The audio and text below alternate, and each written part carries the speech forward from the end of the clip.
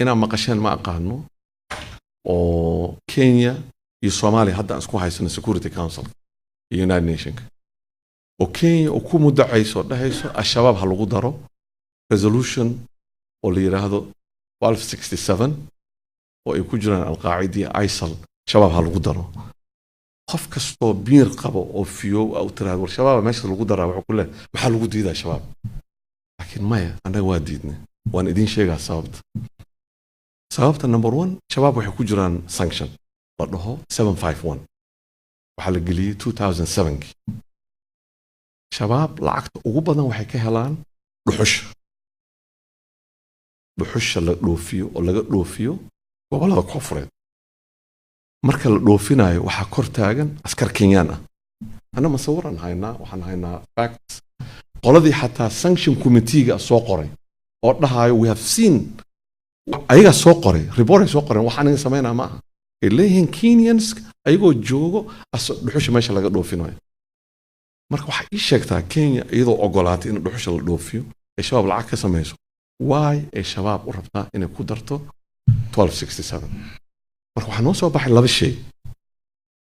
1267 ma qabo exemptions oo humanitarian ah marka haddii la geliyo meeshii ay shabaab joogaan hadduu disaster ka dhaco wax la geen kara bale taas yaa nagu taageeray dhammaan hay-adihii humanitarian ka shaqeynaya dhan waxay ku taageereen Soomaaliya warqaday u qoreen Secretary of State-ka Pompeo meel walba u qoreen Kenyans maxay sameynayaan waxay adeegsadeen dhammaan hay-adahoodii dawliga ah in aragteen ma aqaano baarlamaanka Kenya is the speaker of the parliament wuxuu geeyay motion oo literally hada motion kaas akhrisaan wuxuu declare gareynaa war on Somalia haddii maxkamadda ay ka xukunto arrintii badda oo aan isku haysanay anaga iyo waddankan dariskana walaalahana Kenya haddaa fiirisid joornaaladooda waa fiirisid daily the standard the Daily Nation all that things waxaa fiirinaysaa think tank-yadooda kulli waxay ka hadlayaan arrinta badda si laga guuleysto waxay sameyn lahaayeen waxay yeeli lahaayeen حتى to the point oo qola think tank ah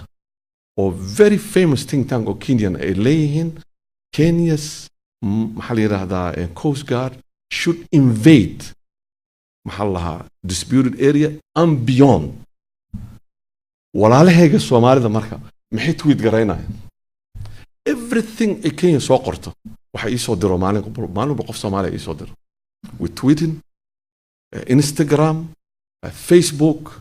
the propaganda of Kenyans anaga faafineen marka walaalayaal waxaan rabaa inaad fiirisaan oo la kala saaro qofka bini'aadamka mucaarad waa noqon kartaa dawlad kasta mucaarad lagu noqon karaa wala mucaaradka laakiin mucaaradka iyo muxaafidka wax ka dhaxeeya jiro waxa naga wada dhaxeeyo wadan oo la yiraahdo Soomaaliya oo leh territorial maxaa la yiraahdaa boundaries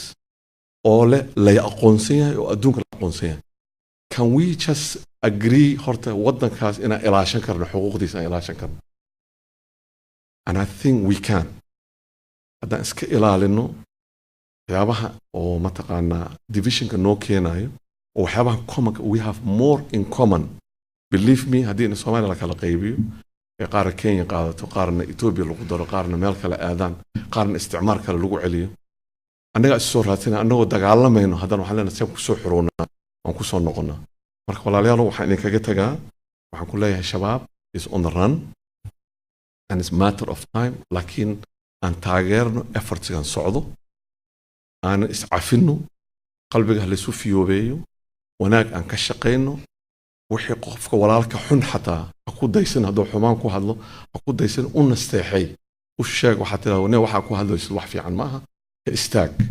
أنا وحنا كسو قبل قبينا وحي سؤال أنا وكجوابه أمرك وأنا محسنتين جزاكم الله خير